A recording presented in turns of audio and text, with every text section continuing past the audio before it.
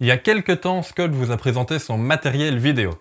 Aujourd'hui, il était vachement temps que je vous présente mon nouveau matériel photo. C'est parti!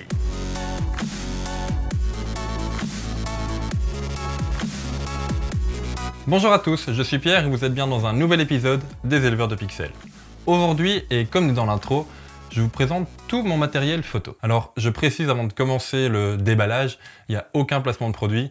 Forcément, sur une chaîne à 2500 abonnés, même si pour nous c'est énorme, pour des marques c'est rien du tout, donc il n'y aurait pas de raison de le faire.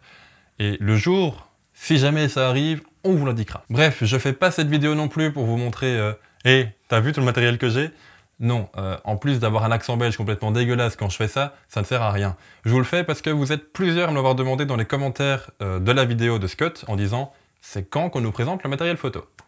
Du coup, je vous le fais aujourd'hui. On commence? Alors, on va commencer au niveau des objectifs, ça ira très vite parce que j'ai plus grand chose. J'ai revendu pas mal.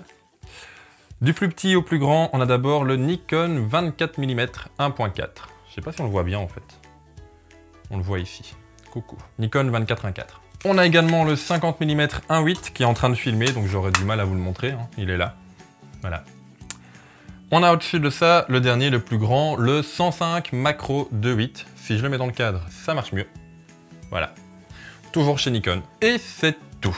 24, 50 et 105. Pas besoin de plus pour le moment. Je changerai peut-être un jour le 50 par le 58 1.4. Non, parce que le 58 quand même a un rendu assez sympathique. Niveau boîtier, j'ai un D750 qui est en train de filmer. Donc pareil que le 50, je ne saurais pas vous le montrer.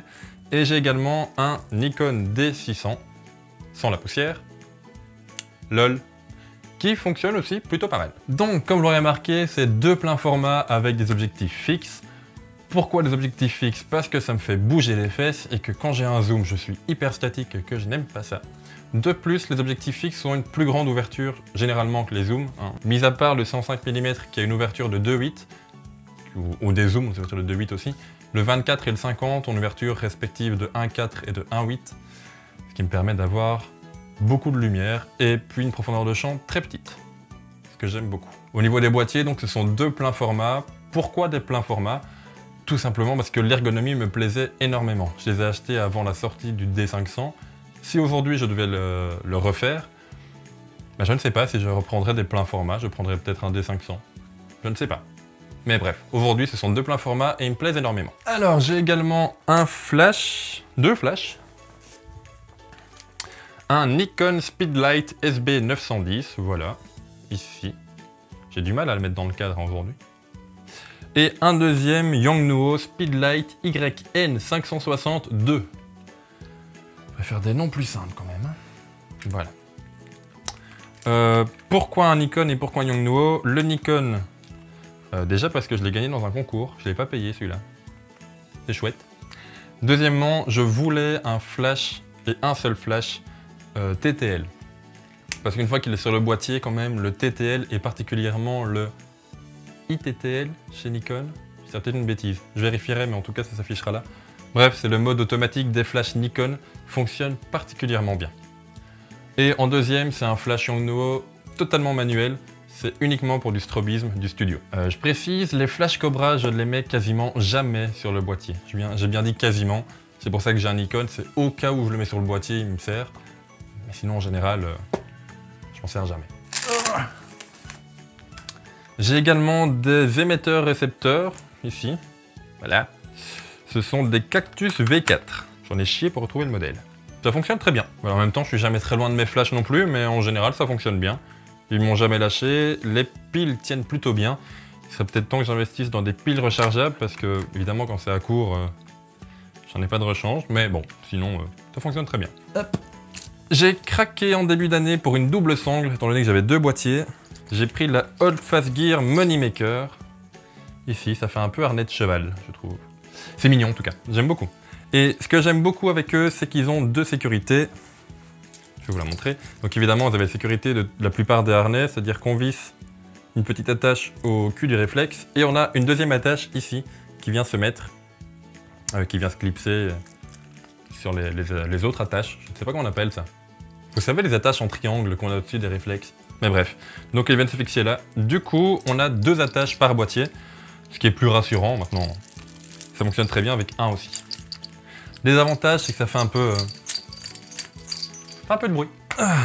Alors maintenant, le plus gros du matériel est passé. Bah non, j'ai oublié les modeleurs pour flash. J'espère que ça fera pas trop de bruit. Bon, ça devrait aller. J'ai deux softbox de la marque Godox, une de 60 cm de côté et une de 80. Voilà, vous les avez ici. Vous ne voyez plus derrière. J'ai également deux Octobox, une de 80 cm et une de 120 cm. Elle est juste immense. Mais franchement, Godox est une très bonne marque dans le sens où c'est pas trop cher. Les softbox, je les ai payés à peu de choses près 30 €. Et les Octobox, 20 et 40, 20 et 30, je ne sais plus exactement. Bref, en tout cas, pièce, c'était en dessous de 50 €. Et vachement en dessous de 50 €. Pour la qualité que c'est un très bon achat. Ah oui, j'ai un trépied aussi, qui est là en plus, juste devant moi. Ok, c'est un Vanguard Alta Pro 263 AT. Ils font des noms à rallonge. J'ai également un deuxième trépied Manfrotto. Voilà, avec une tête vidéo. C'est un Manfrotto 190X ou 190X, parce qu'évidemment il y a des Français, donc désolé. 190X. Et avec une tête vidéo MVH 500AH. Franchement, la tête vidéo, elle est juste géniale. Pourquoi? Elle est pas énormément chère. Je l'ai payée en promotion 100 €. Je pense qu'elle est aux alentours des 150 hors promo. Et elle fait le taf. Je ne sais plus combien elle peut tenir, je pense que c'est jusque 5 kg. En tout cas, pour moi qui ai un équipement caméra très léger, et c'est même pas une caméra, c'est un réflexe, dessus je mets donc un réflexe, un objectif, j'ai déjà monté un 70-200 ou 70-200, ça dépend des régions. Donc j'ai déjà monté un 70-200, un réflexe, un moniteur dessus, ça ne bouge pas du tout. Donc si vous avez une tête vidéo à acheter, c'est celle-ci, la Manfrotto MVH 500AH. Voilà, en dehors de ça, j'ai quelques petits accessoires. Ah non, j'ai oublié un truc. Il y a quelques temps également, je me suis fait plaisir en achetant un petit appareil photo compact que j'emmène partout avec moi. Il est là. Le voici. Le Fujifilm X100T. C'est une tuerie, ce petit truc. Franchement. Donc c'est un appareil compact, donc les objectifs ne se changent pas, hein. On ne peut pas l'enlever. Peut-être avec une scie, mais du coup ça marchera beaucoup moins bien. On ne peut pas l'enlever en tout cas. L'autonomie, elle est hyper bonne. On m'a toujours dit que les appareils Fuji, en tout cas les compacts et les hybrides, l'autonomie était à chier. Ben non. Franchement, l'autonomie est hyper bonne.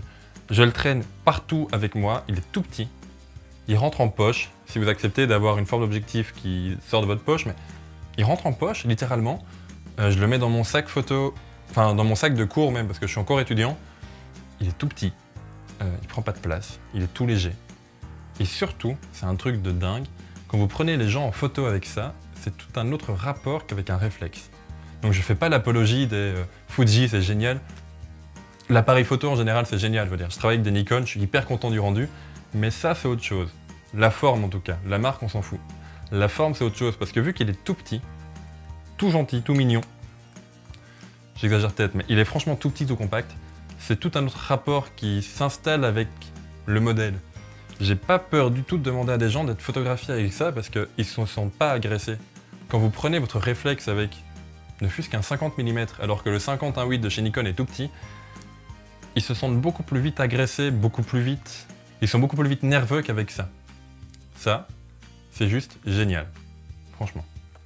Alors, clairement, la qualité est moins bonne que sur un réflexe. Je m'explique. On a beaucoup moins de marge de manœuvre avec ça. Dans le bon sens. Voilà. Je shoote pas en RAW avec ça. Je shoote en JPEG. Pourquoi, sur ce modèle-là, le X100T, il y a des simulations de films de chez Fujifilm. Forcément, c'est un Fuji, on va faire des simulations de films Kodak. Ce que j'aurais préféré, mais bon, les films Fuji sont très bons. Du coup, quand on sort un JPEG de cet appareil-là, le JPEG est exploitable directement. Si vous ne me croyez pas, et je fais un chouïa de pub, mais bon, c'est pour moi, donc ça passe, voilà. Je vous laisse ici mon Instagram, Pierre... Comment s'appelle le tiret du bas? Underscore, je pense? Donc Pierre underscore Boisseau. Oui, il paraît que c'est mon nom, donc voilà, j'ai pas été très créatif. Chaque jour, je publie une photo avec cet appareil-là. De plus, il a la connexion Wi-Fi, et le logiciel Wi-Fi, l'application Wi-Fi pour téléphone est juste géniale. Franchement, elle tient hyper bien. Elle m'a jamais lâché. Donc du coup, je transfère directement sur mon téléphone et sans traitement, il apparaît sur Instagram. Bon, pour les puristes, je sais que vous allez me frapper, Instagram n'est pas du tout la référence au niveau photo, je le sais, clairement. Mais si je voulais publier sur un site de référence en photo, je shooterais pas avec ça. Donc voilà. Ça clairement, c'est un appareil que je regrette absolument pas d'avoir acheté. Voilà, en dehors de tout ça, il me reste quelques petits accessoires. Hop, un étui pour carte mémoire, carte SD. Scott a le même pour des cartes compact flash. Voilà, ici des cartes SD, vous les voyez. J'ai vraiment du mal avec le cadre aujourd'hui, je suis désolé. Donc j'ai une carte HiFi, une carte Wi-Fi qui fonctionne bien. Quand vous prenez une photo avec et que vous avez installé le logiciel sur votre PC, la photo est transférée généralement dans la minute directement sur le PC. Petite astuce, quand vous voulez shooter et vous voulez le transférer plus vite sur votre PC, évidemment shootez en JPEG et n'hésitez pas à réduire un petit peu la qualité du JPEG. Évidemment, ça dépend du résultat que vous voulez avoir. La plupart du temps quand je fais ça, moi c'est quand je shoote en mode connecté et que la photo doit s'imprimer directement après sans traitement. Dans ce cas-là, je règle le JPEG sur le boîtier, je regarde un petit peu le résultat que ça donne, c'est un peu de l'essai-erreur quoi, je teste, puis je rectifie.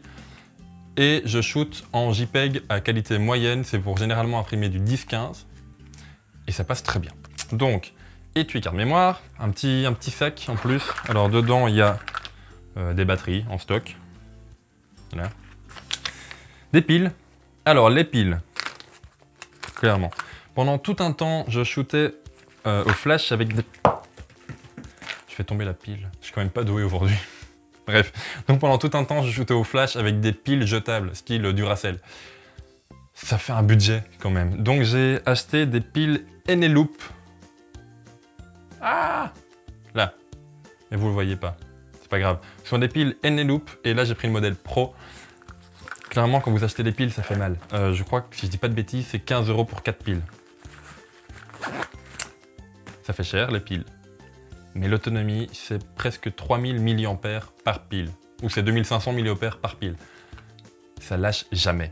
J'ai shooté toute une journée avec un jeu de 4 piles sur un flash Cobra. Et je peux vous assurer que j'ai shooté 3, 4, 500 photos. Les piles étaient encore à moitié remplies. C'est un truc de dingue. Donc moi j'ai pris 4 jeux parce que j'ai eu peur de ne pas avoir assez de piles. Je me sers à chaque fois d'un jeu par flash par journée. Ça me lâche jamais. Si vous voulez acheter d'un peu moins cher, il y a le modèle Eneloop non pro, si je peux appeler ça comme ça. Enfin, c'est juste Eneloop. Ce sont des piles blanches, les pros sont des bleus, comme vous le voyez ici. Enfin, vous l'avez pas vu, mais elles sont défoncées. Les Eneloop sont blanches. Elles fonctionnent aussi hyper bien et ont l'avantage d'être bien moins chères. Au passage, je remercie Arnaud Thierry de nous l'avoir présenté sur une vidéo sur sa chaîne, parce que c'est un peu grâce à lui que j'ai acheté ces piles-là. Donc voilà, merci. Voilà, je pense que c'est tout. Au niveau des sacs, j'ai fait une vidéo aussi sur mon sac à dos. C'est un Vanguard Sedona 51 BL. Je me souviens de tête quand même, hein, je suis hyper fort. Donc voilà, c'est un sac ici. Sac à dos, j'utilise uniquement quand je pars en randonnée, en voyage, etc. Où là, je peux vraiment stocker tous mes appareils, c'est-à-dire 2 réflexes, 3 objectifs, des flashs, la sangle, des accessoires en plus. Là, je peux vraiment tout mettre dedans. Il est juste génial, ce sac, franchement. Et surtout, il a 2 grandes... comment on peut appeler ça? 2 grandes bandes qui viennent pour s'accrocher au niveau des hanches. Ça fait un bien de fou au dos, clairement. Sinon, en plus de ce sac à dos, j'ai craqué il y a quelques jours, il y a une petite semaine, pour un sac Paul Marius. Voilà. Ce sac est juste énorme en fait à la caméra. C'est un sac en bandoulière dans lequel je peux mettre, si je veux, mes 3 objectifs et mes 2 réflexes. Ça ferait un peu mal à l'épaule, je pense, de le charger à bloc. Mais bon, pourquoi pas, il peut le faire clairement. Je m'en sers principalement pour transporter un réflexe, 2 objectifs. Généralement, je prends le 24 et le 50. Et je peux mettre également donc, le Fuji dedans. Il a une poche pour un PC jusqu'à 15 pouces. Il a plein de rangements devant. Il est en cuir, il est de bonne qualité, il y a des bonnes finitions. Que demander de plus? Et pour finir, oui, parce qu'il faut une fin à cette vidéo, j'ai également des valises photo. Hop. Voilà. C'est une Peli 1500 case. Une Peli case. Voilà, là-dedans, je m'en sers plus pour transporter mon matériel lors de corporate, bref, de shoot photo où je peux déposer tout mon matériel à un endroit et où je suis sûr et certain qu'on va pas me le piquer. Et une valise, c'est quand même vachement pratique. Bref, voilà, j'espère que cette vidéo vous aura plu. Je vous ai déballé un peu tout mon matériel. N'hésitez pas si vous avez des questions sur ce matériel, n'hésitez pas à les poser dans les commentaires, je vous y répondrai avec grand plaisir. En attendant, on se retrouve la semaine prochaine pour une nouvelle vidéo. C'était Pierre, pour les éleveurs de pixels. Ciao!